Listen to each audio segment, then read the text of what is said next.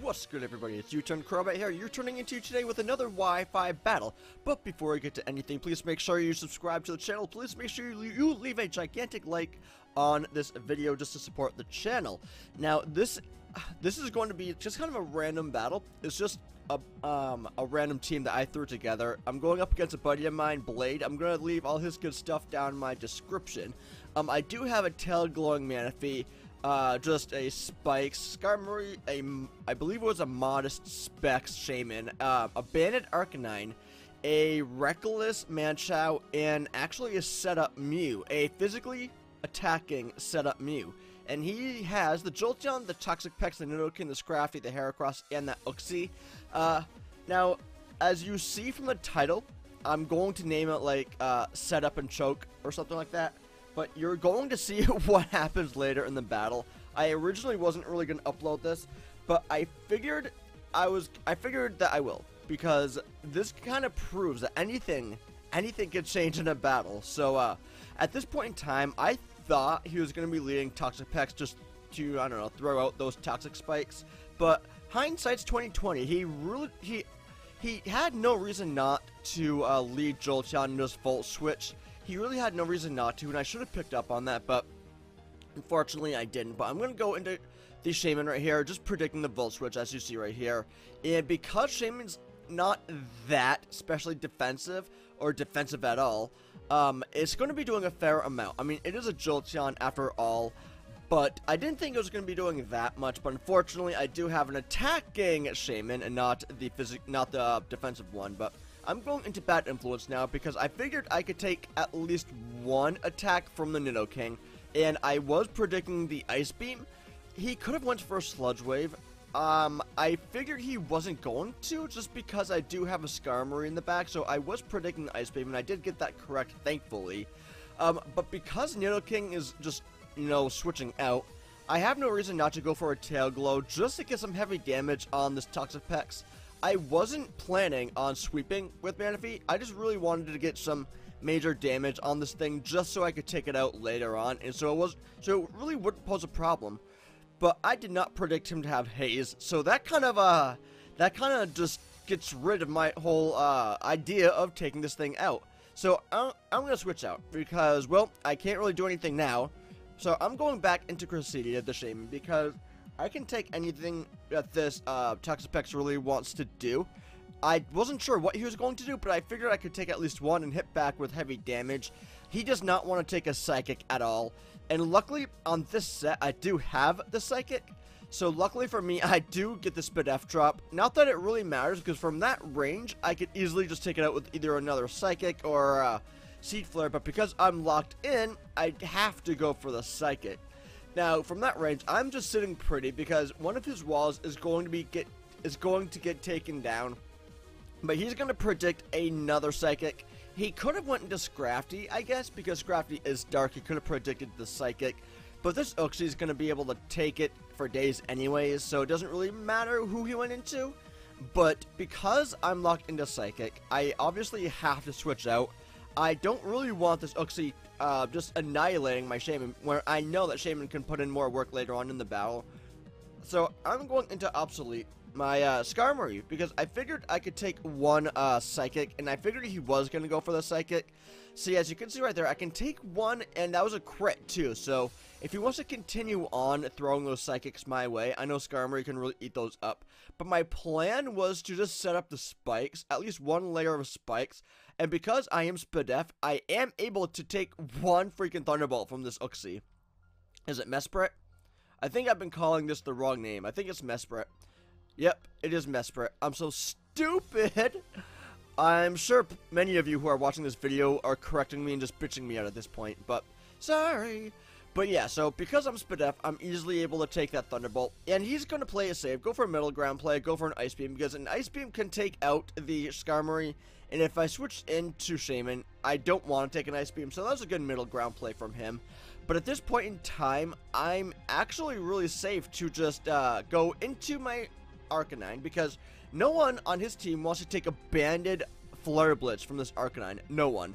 And I know I'm going to get hit with all that recoil, but I really need to hit his team for heavy damage. So he's going to go into throwback. I think it was a Scrafty. Yeah, it was a Scrafty. Just to get the Intimidate off.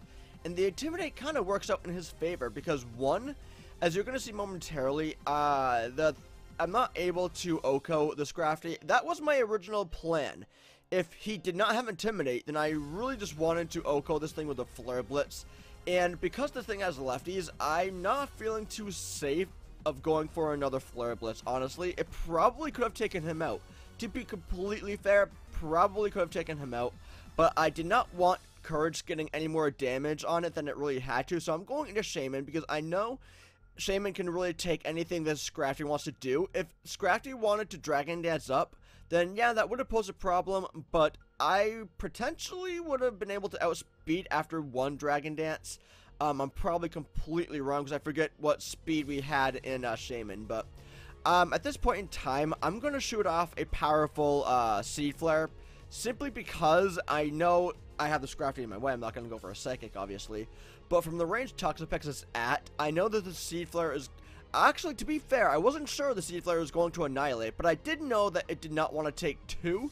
So because we are able to take out the Toxapex, I am sitting pretty because now he does not have a great wall in Toxapex anymore.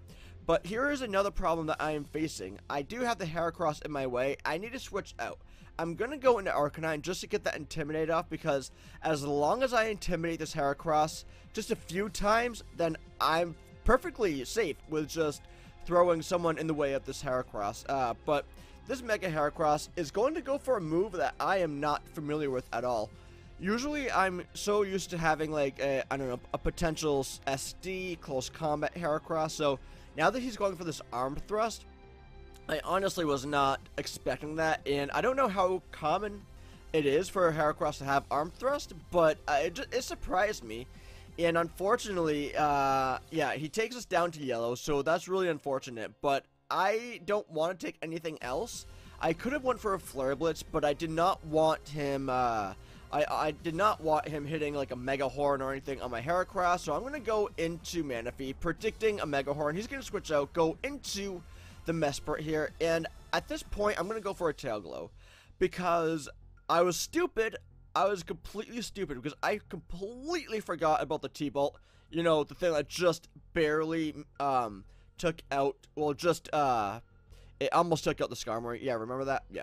Well, I was dumb enough and forgot that, oh, Mesprit has that T-Bolt. So I unfortunately was trying to set up all over this thing, but I'm going to throw Mew in, because at this point in time, I know Mew can take anything the Mesprit wants to throw at me.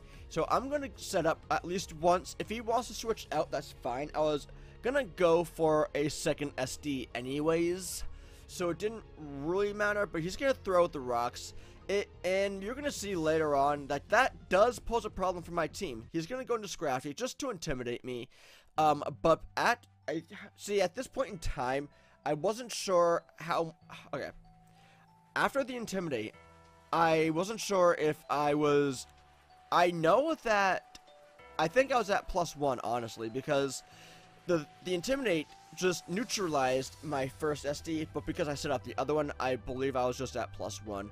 And I'm just gonna, you know, just throw a powerful Drain Punch his way. Now, this was a really, really awesome Mew sweep. How often do you see a physically attacking Mew? This was actually a really awesome set that I love, that I need to start using more, because it's just so freaking awesome. And Mew can really take, not a lot of attacks, but it can take quite a few. And because the spikes are in my way, because the spikes are on his side, I know that this Nidoking is not going to be living a +1 Zen Headbutt, but you're going to be seeing later in the battle that something happens, and I wasn't really sure what to do. But because I'm getting this mini sweep, I'm really, really happy with that. He's going to go into Mesprit. I do pack that Sucker Punch on Mew, and I figured if he wanted to set up the rocks and just play around like that, that's fine. But he didn't. I'm just assuming he didn't know that I had the Sucker Punch, so I was perfectly fine going for that. But Heracross is now in my way, which is fine, because I know that I can go for a Zen Headbutt, whatever I really want to do. But the Zen Headbutt's going to be eliminating this Mega Heracross. Luckily, he only has a Jolteon left, I do believe. Now, you're going to see here in a second. Okay, I need to explain because this is rather sad. I choke it right here. I choked the battle, the win, away right here.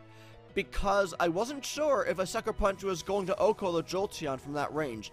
I know very well that Jolteon does not have any physical defense whatsoever. But from that range, because Sucker Punch isn't stab, I just was not sure that... This is just ridiculous, guys. This is just ridiculous.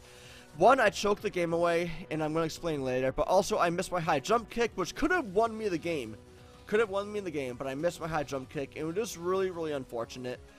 The choke and the miss just really fucked me over. But because the Sucker Punch isn't stab, I wasn't sure if that was going to OHKO the Jolteon. It very well could have, but I wanted to play it safe and go for a Zen Headbutt, and he obviously outspeeds because I didn't go for the Sucker Punch, and it's really unfortunate that I had to choke the game away.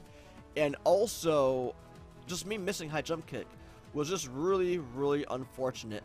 Now, if Shaman was at more health, and if I allowed Shaman to be at more health, then I could have easily taken this Thunderbolt. But unfortunately, I'm not, and I don't. So, this honestly was a fun battle against a buddy of mine. And the reason why I say it was fun, because originally, I was just having fun. In fact, through this whole battle, I was having fun, because, I don't know, like, having that little Mew suit was pretty awesome. I haven't really gotten many of those because I haven't really used this Mew set in a while, but it was rather cool just to see that. It wasn't cool, however, to see me choke that win away. It really wasn't. And I wasn't even sure if that Sucker Punch was going to kill because I'm a fucking dumbass. Probably should have went for it anyways, because then I could have went into Arcanine and went for the E-Speed. So just knowing that yesterday just really, you know, made for a long night. But I think I'm going to get the hell out of here. I think I embarrassed myself long enough for your enjoyment. So I hope all of you have a great day, and I'll catch all of you all on the flip side.